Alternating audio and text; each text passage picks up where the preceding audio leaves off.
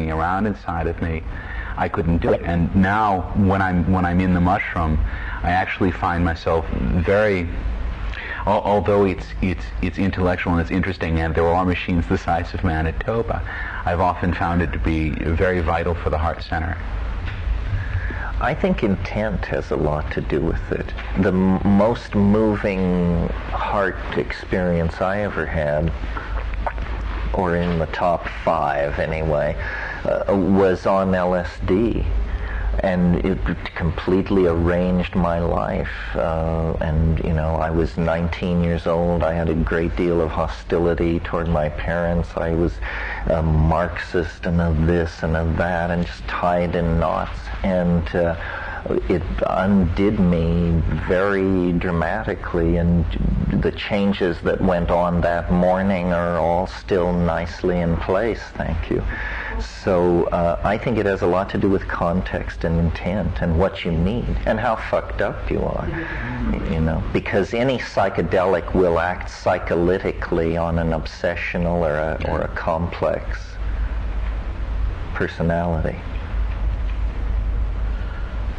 Yeah. Are the North American analogs less somatically challenging, do you find? Are they all, DMT and Harmel are going to make you bark anyway? By North American analogs, you mean Phalaris and like that? The problem is that while DMT is common throughout many plants in nature, it's rarely in very concentrated form. If you're trying to get off with Phalaris, you're going to have a lot of it. People seem to be having a lot of luck with Mimosa hostiles and the conspecific Mexican species. Psychotria viridis remains the best source for DMT. Most DMT in the underground is synthesized. It's not plant extracted anyway.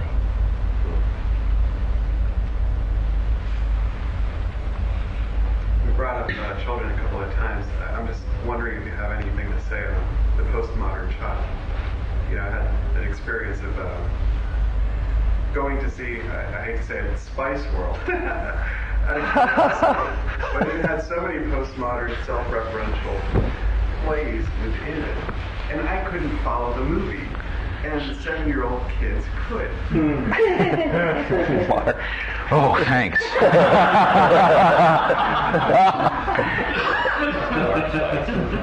Yeah, Mark Spice. I think that what you're making is a reasonable observation. It's probably getting off easy. In the fact that the environment the 7-year-olds are growing up in is so overcoded, right? There's so much flowing in so many different directions that their brain stems are probably literally different from ours. I mean, I hate to think that at 35 I can't get with it in the context of modern culture, but in some ways... What an admission. Put that next to your name on the cover of Wired. There you go. Yeah. Right. Wired is written for rich 45-year-olds. But Spice World was probably designed for their target audience, which are like 10-year-olds. And so it's literally built with that kind of, it's almost a catalytically, sort of self-referential engine in it. Because that's what's going to hold their attention. That's what's going to be... Yeah, I mean, if movies are hypnotic forms of media, which they really are, then it takes a different type of beast to hypnotize a 10-year-old. Just the same way, I mean, I went to see Armageddon, for example, and no single shot in Armageddon is more than 2 seconds long. I'm starting to get an epileptic seizure after 45 minutes of this film. And I think it really represents what they're doing is they're doing whatever they can to hold the attention, to maintain the sort of the hypnotic illusion of the film, and the requirements for that are different 4 or 7 or 10-year-old, because they're growing up in this environment which has caused them to really form differently in their psychic processes. What will be interesting is to see these kids when they get to 18 and 20 and start, passing through the university system and whatnot, and find out what holds their attention then.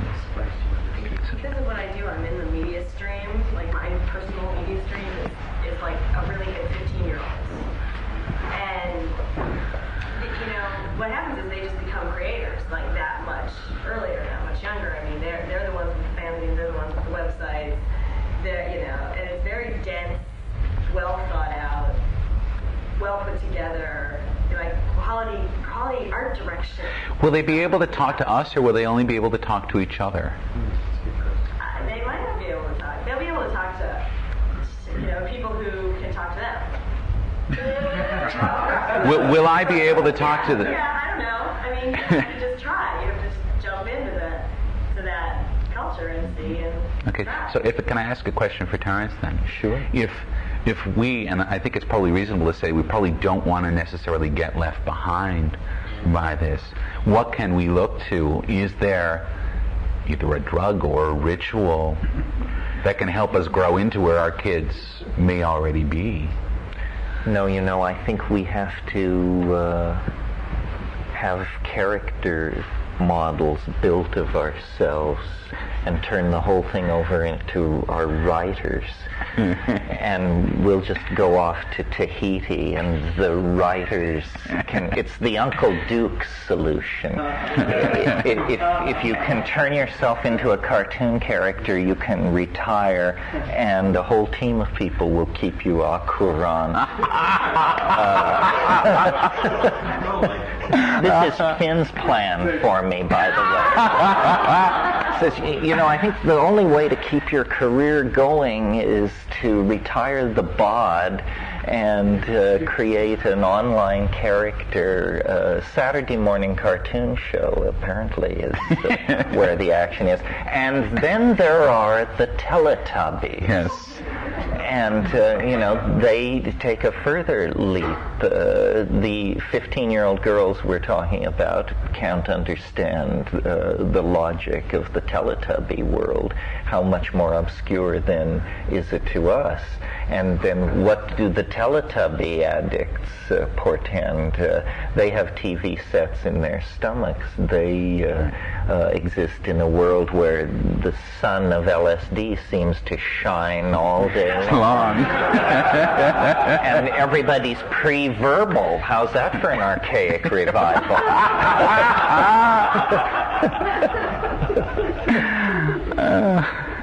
So those are actually the Teletubby kids, the 1 to 3 year olds. 1 to 3. The audience will be the 13-year-olds in 2012. That's right. Yeah. The child is father to the man. Yeah.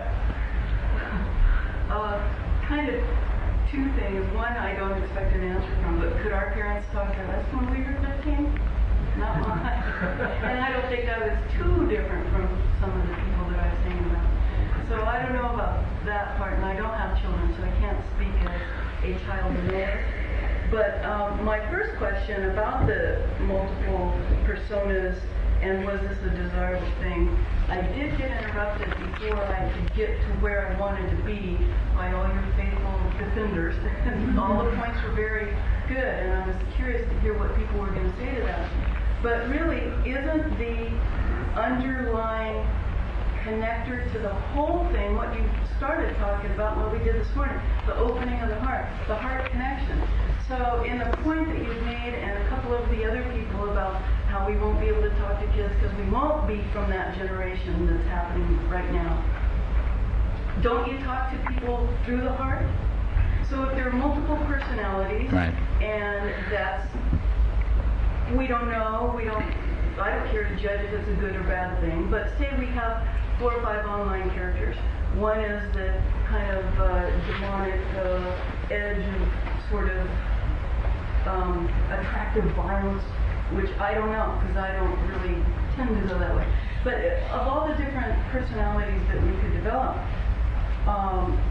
and explore, isn't the real thing and I heard you start to get close to it, and that's what I was kind of leading for you to pick up the pace with, is there going to be an ethics Right. that we have to impart onto our children so that they can make their own decisions Exactly. in the future? And aren't these kids already making this decisions, as statements Right. that said that, geez, you know, the kids already know the truth, we're the ones that are screwed up. But which ethics for which persona is going to be appropriate? Who is going to teach or impart that information towards those ethics? Right. So is one persona going to be where, well, my value system really isn't towards honesty? Okay, another person over here may have that, and that's not better or worse than mine. Is this other persona of mine going to be, my whole integrity is based upon honesty? So do we have multiple ethics for multiple personalities? And aren't we already crowded enough in the United States and the world that we're going to have each person with 10 more persons? Okay. I want, you're dead on. Ideally, we want to be able to talk to our children so we can transmit values. Some of that's done through language, but I think the largest part of it is done through example. Because that speaks in a language that isn't bounded by rhetoric, and it isn't subject in most normal situations to quote-unquote poisoning, because it's authentic. And authenticity seems to carry something of its own, or can carry something of its own. God, what was the rest of what you said? There was a lot there. Multiple ethics. Characteristics and acts and clothes that we have with each individual setting. Like I may be a different person at work than I am Right. in the sport that I like to do, or in the friends I hang around with. Right. People who I know who like to read, I like to talk about read, or people I know in the music world, I like to talk music. But my more maturing that I've noticed in myself in the last few years is to try and integrate all those things. Right. Not keep them separate and develop them individually, but to try and be the same person I am at work as I am at home, as I am in my sport, as I am in my music and my passions.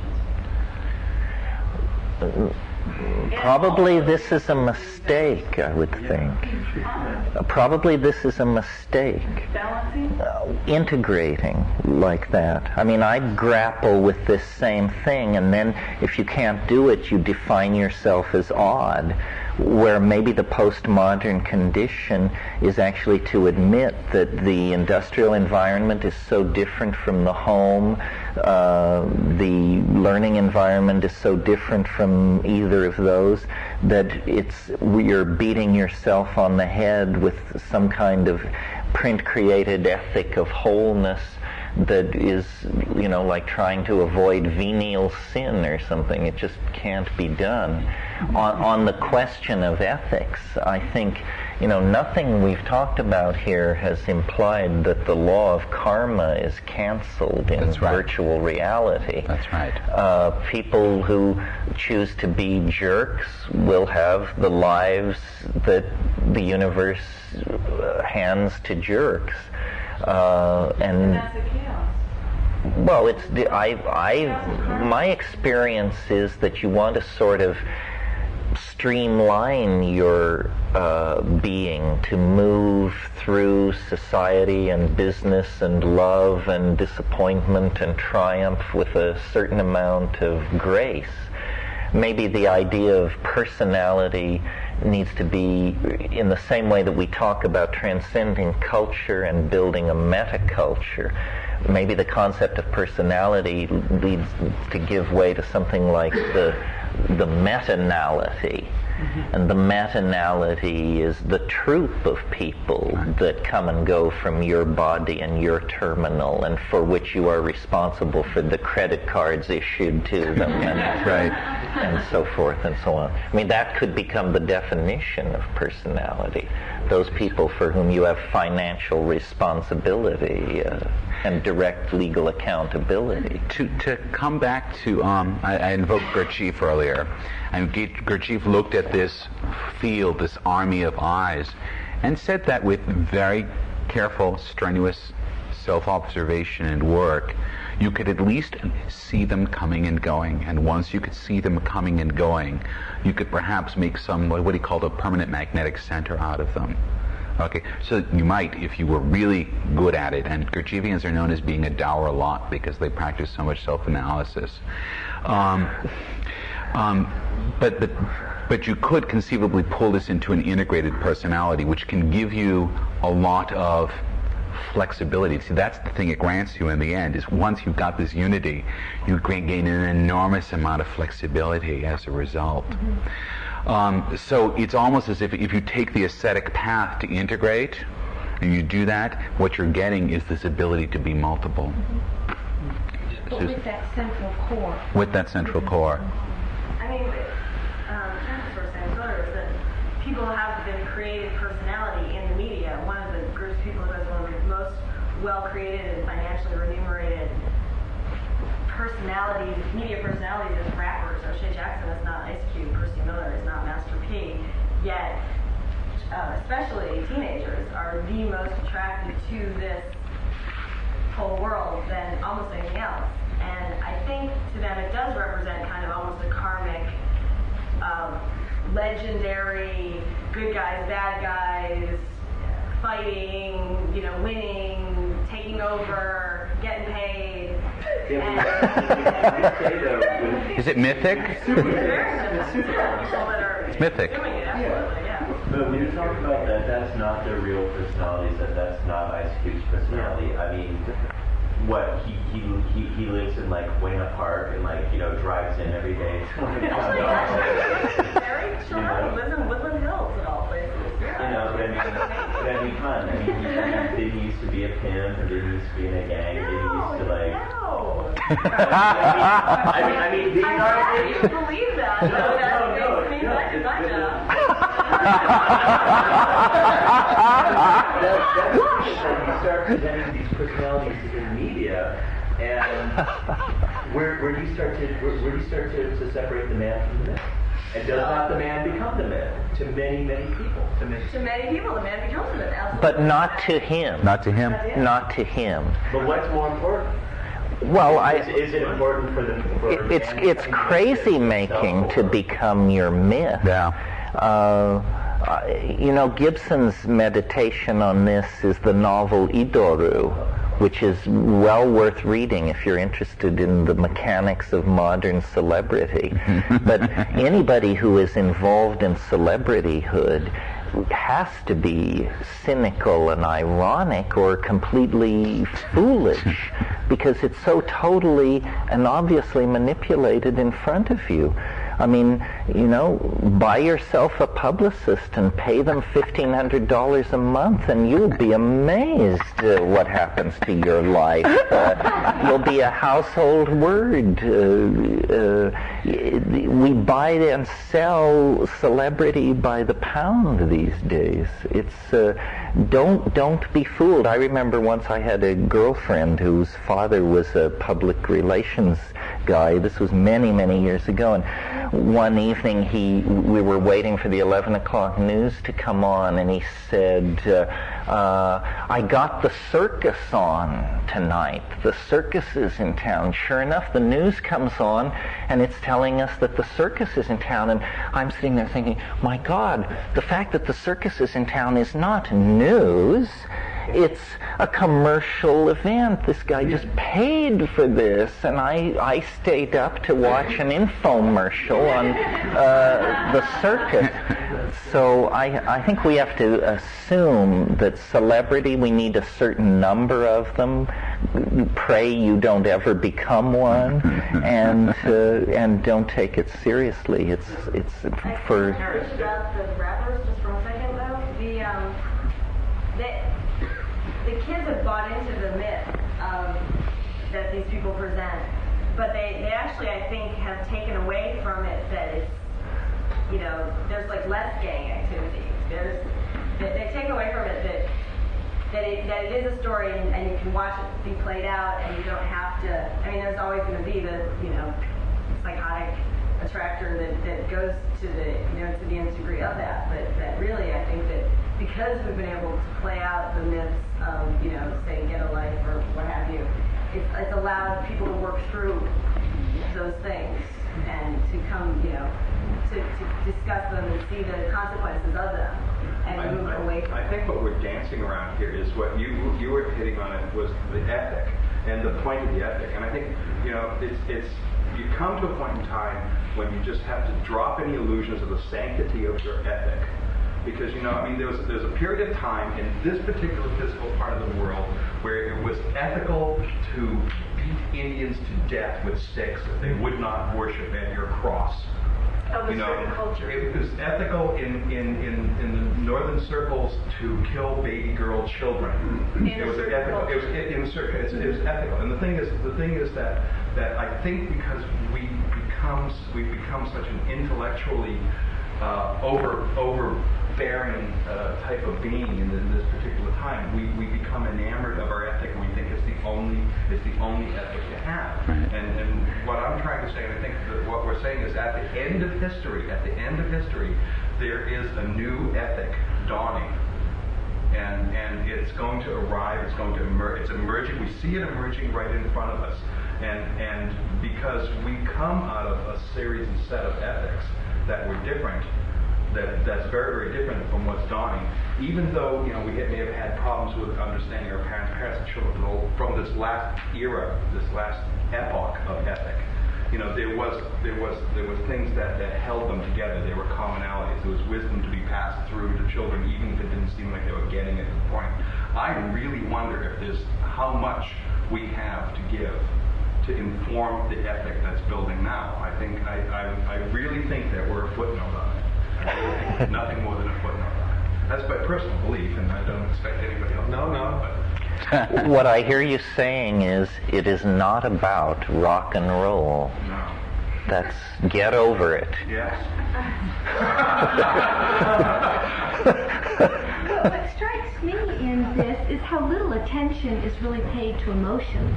And Terence, you've been very eloquent at talking about how we haven't really languaged and examined that incredibly complex, subtle dynamic that's taking place inside of us all the time, which is the emotional realm, which is ultimately what really drives us. Right. And yet it's this mysterious realm that we're very unfamiliar with, and the more things take place out here, the more reactive we are inside, and yet it's uncharted territory.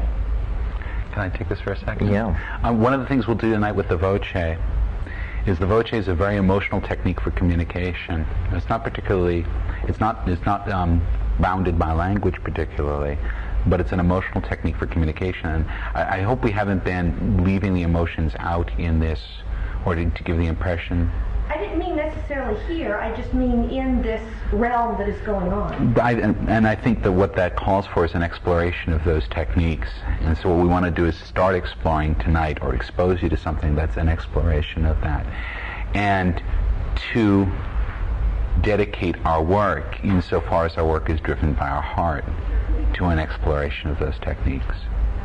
So are we going to have a big trackball so we can zoom in any part of our strategy? That's what I want. Let the earth take care of it. Imagine it, and it's yours. Yeah. Okay. This thing about emotion without language is inchoate. And so the very fact that what we're talking about here is the evolution of communication carries with it the implication of an evolution of communication. I see it already happening. Our whole sociological experience has been that of breaking down the simplistic models of what it was to be a human being we inherited from our parents in the past. And we're learning more and more about who we are. We're learning about the real textured feel of racial and class differences, the real texture and feel of different gender choices and sexual preferences. This is a vast frontier. We haven't even begun to fully acknowledge the complexity of our individuality and how many different kinds of us there are. But we have to have language. without language, it's just a kind of a leading edge of intuition that doesn't cast light very far into the future. With language, our diversity becomes this thing that is a great source of community and individual satisfaction. And so the whole project is the project of communication, and then the understanding, the heart, the community, the connectivity will just be found to have followed along with the process. It's part and parcel of it. It's strange, the net is denounced as austere, the product of the engineering mentality, so forth and so on. It's the most feminine influence that Western civilization has ever allowed itself to fall under the spell of.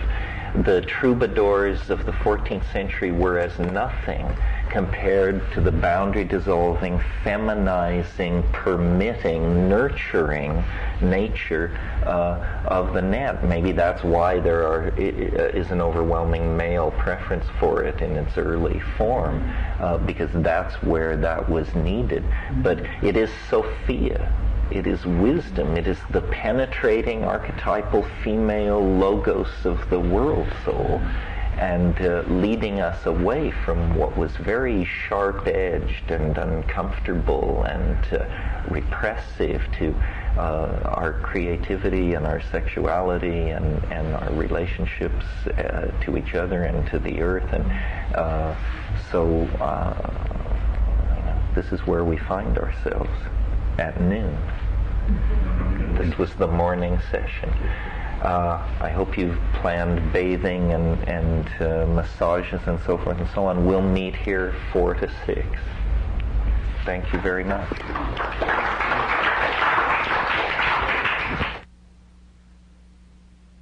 Come along to the fact that I'm still working on my vision for developing some form of networked visualization over the internet, which I'd been working on for a number of years at that point, which would allow me to perhaps continue this evocation of the planet that I felt like I was really working toward. And I subscribed to a number of mailing lists. And in a mailing list that I subscribed to, a rather good one called Fringeware, I started to see these curious little things pop up in my email. I didn't really know what they were. People seemed to be calling them URLs. And they had a very curious form, HTTP gobbledygook. Didn't really know what it was. Fortunately, I had a workstation, not a PC, but an actual Sun workstation on my desk that I recently bought and retrofitted. And I had an internet connection, and so I figured out that these artifacts were part of something called the World Wide Web. And I used the internet to go over to a site in Illinois where they were keeping what they were calling a web server and a web browser under the name of Mosaic, and I downloaded them to my computer and installed them and took a look at the configuration instructions, which were pretty easy, and whammo, my computer became web server number 330. And well, I was like, okay, but what is this web thing? And I launched the Mosaic browser.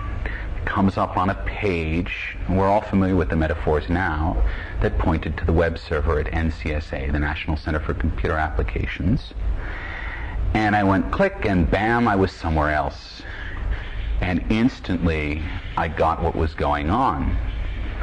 Because I'd spent some years earlier working on a problem called hypertext. And hypertext is the concept that words and ideas are linked implicitly as well as explicitly, so that any thought that's ever been had has relations and correlations to other thoughts. And the dream and the vision behind hypertext is to be able to make those links explicit rather than implicit, so that all documents become multiple documents. There's no such thing as an isolated fragment of text anymore. It's all one big, giant, gorgeous, heterogeneous unity. Well, it was pretty much over. I had a shit-eating grin on my face for 2 weeks. And in those 2 weeks, I was consulting, and I would get home from work, and I would fire up the Spark station and fire up the internet link, and I would surf the web. And at the end of the 2 weeks, I was done.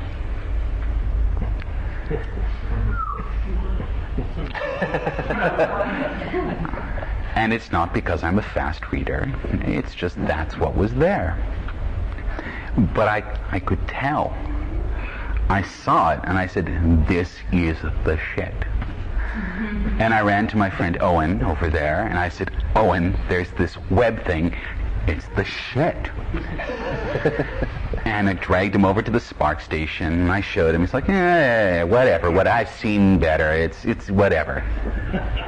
And I ran and tell my other friends, it's the shit.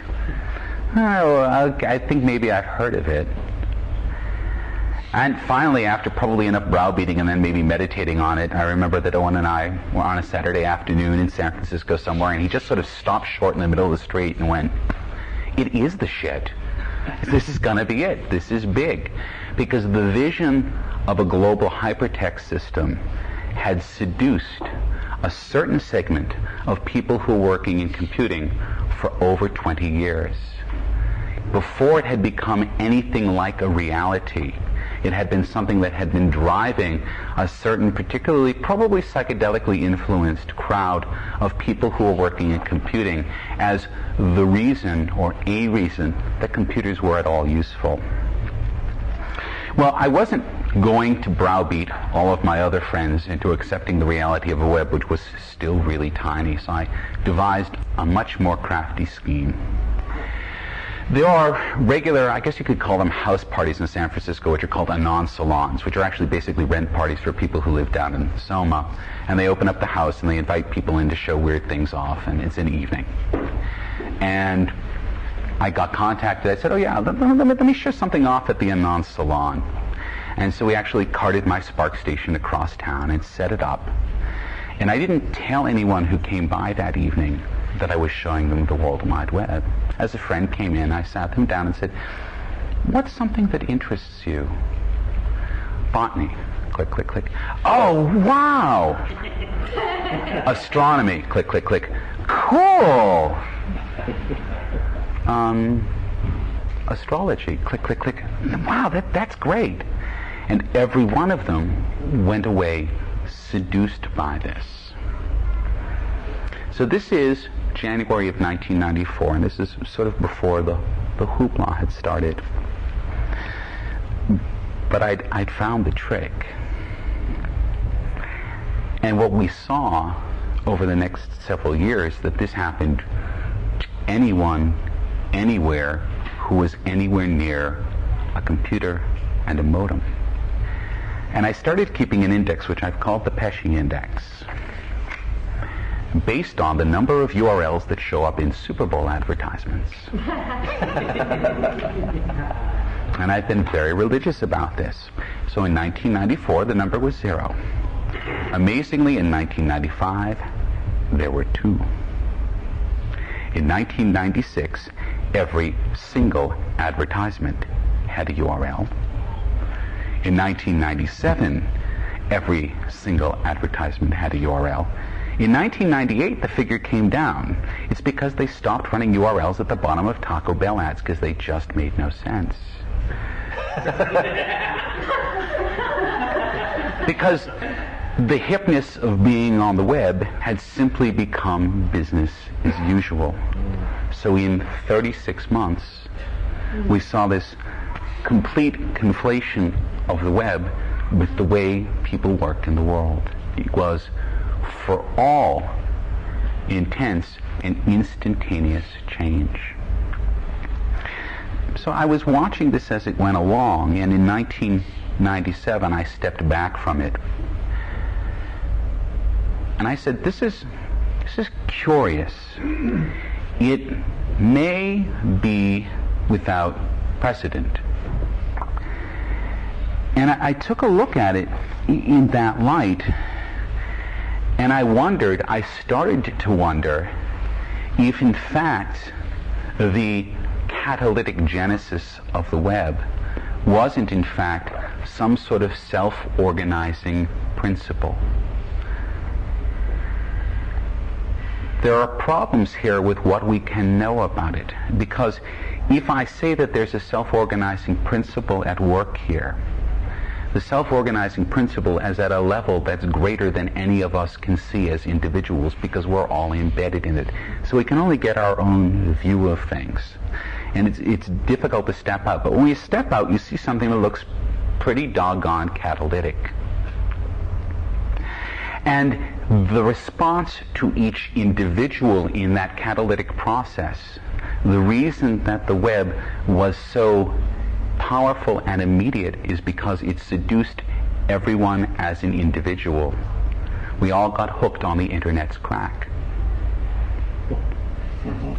And if I were a meta-organism and I were going to reorganize my internal content or organize my internal content, I'd find some way of doing it that wouldn't require forcing the parts into order, but that would seduce them, that would encourage them, that would lull them into some sort of greater unity. And I saw this and I said, okay, maybe, just possibly, this is the same footprint in the sand that Robinson Crusoe saw on the beach. The thing that let him know that someone else or something else was alive out there. And we can't know necessarily who or what is making that footprint. But I argue that that footprint is an artifact that tells us that there's something that is transhuman or metahuman going on here. And that in fact, as much as we think that human culture is the raison d'etre of what's going on planet Earth, in fact perhaps the game got a little broader. And it meshed well with an idea that I'd encountered in my youth, which was the idea of the noosphere from Pierre Teilhard de Chardin. To go into that briefly, he was a Jesuit and a paleontologist, and he saw no contradiction between them. And he saw the unfolding history of the planet as a history of organizations, and these organizations occurred in two levels simultaneously. There were organizations and accumulations of size, that is order, and accumulations of interiority or organization. So that organisms passed from a single level stage to a multicellular stage. So that's a size issue. And then as things got further, that internal organization would complexify. In other words, rather than the simple organization of cells that you might see in an organism like a hydra, you might start to see the formation of internal structures such as organs. After that passed for a while, you then see further levels of organization into a nervous system, which is a complexifying of the organism so that the organism becomes in a whole sense conscious of its environment. And following this line, Teilhard said, well, human beings who have arguably the most advanced consciousness on the planet, that their role in being self-reflective is that they allow a window upon which this process of organization and complexification can view itself. If that statement is true, then what we can see as the next step, what Teilhard proposed, is that there would be an organization and a complexification of the layer of mind that covers the planet. And he called this the noosphere. And nous actually means, I believe it means mind, correct, in Greek. Mm-hmm. So we're talking about this layer of mind that covers the planet. Now, the web is not the noosphere. In the same way that the soul is not the body, they're related. They interact with each other. They aren't the same thing. And you probably can't separate them out and take a look at one or another independently. But one can offer concrete evidence of the other's existence. And so I see this explosiveness of the web happening everywhere instantaneously as being a visible proof or identity that this noospheric entity exists, and in fact is working very seductively. It's the seduction of Sophia to in fact bring us into its unity.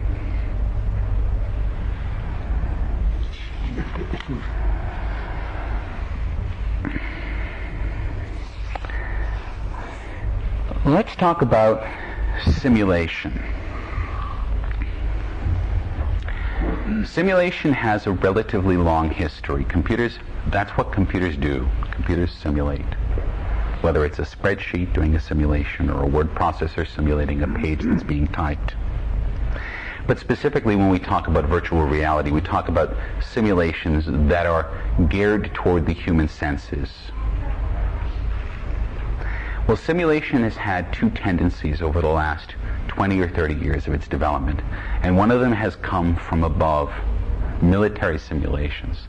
The first simulations were developed in order to improve jet fighter pilots, in order to augment a jet fighter pilot as he's working in a cockpit because he's incredibly informationally overloaded.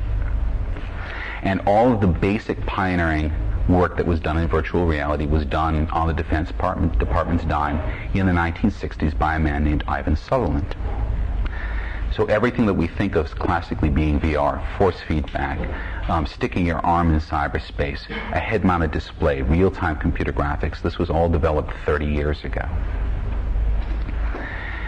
Flash forward about 10 years, and now we have simulation coming up from below in the video game. And as it turns out, most of the people who did pioneering work in virtual reality came not from defense simulation, but from video gaming. So people like Brenda Laurel and Warren Robinette and Jaron Lanier. Jaron Lanier actually made a small fortune off of an Atari video game years before he started working in virtual reality. But these machines were facile enough, they opened enough of a window that the potentiality of the medium to simulate could be exposed. And at this point, with the kind of video games that you can go into a Toys R Us and buy, there's very little difference between a defense simulation engine and a Nintendo 64. They've started to converge.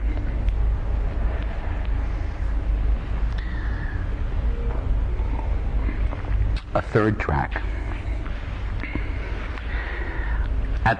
During the brief period that I was at MIT, I somehow lucked into a salon that was held regularly on Saturday nights in Cambridgeport, which is just outside the bounds of MIT, where a certain very Harkerly class of people would get together and talk about new ideas. And it turned out that these salons were held at the house of one person named K. Eric Drexler. And these salons were talking about a set of ideas about making machines that were so small they were literally made out of molecular components. And they were called nanotechnology, which was an idea that Marvin Minsky had begun to talk about, I believe, in the 1970s, and that Drexler saw and just ran with. And the idea was that the normal physical processes of the world were becoming finer and finer grained with respect to human control over them. And that at some point it would be possible to really assemble reality bit by bit, both literally and figuratively, and to make machines that were of any possible construction at any possible scale. In 1982, he wrote a book called The Engines of Creation, but that book wasn't published until 4 years later. There's a small story there. He wrote the book and he printed 12 copies, which went out to friends for 48 hours for review. It went out to one of my friends and I got on my knees and I begged. And for 12 hours, I read the first draft of Engines of Creation from cover to cover. The book that was published by some big New York publishing house is not the book he wrote, because the book he wrote could not be published. Because the book he wrote spent chapters plumbing the depths of the possibilities of a technology that could reasonably be used to reanimate the dead. And this is a subject that is not covered in any length or any detail in the published version of it. It's not covered in any length or any detail in the published version of The Engines of Creation because it's just too flipped out for the public to read. But if you talk to a nanotechnologist, perhaps quietly and in a corner because they're all trying to get corporate backing these days, they will agree that this is the case. So there's a drive to control the physical universe at the molecular level from below, that form of nanotechnology. But then we also see the countervailing trend from above, which is the drive to understand biology at the molecular level and understanding the machinery of the cell at its very sort of finest granularity, and be able to harness the processes and the sub-processes in the cell such that there is, at a functional level, very little difference between an understanding of the machinery of nature and the creation of the actual machines, ourselves, out of the whole cloth.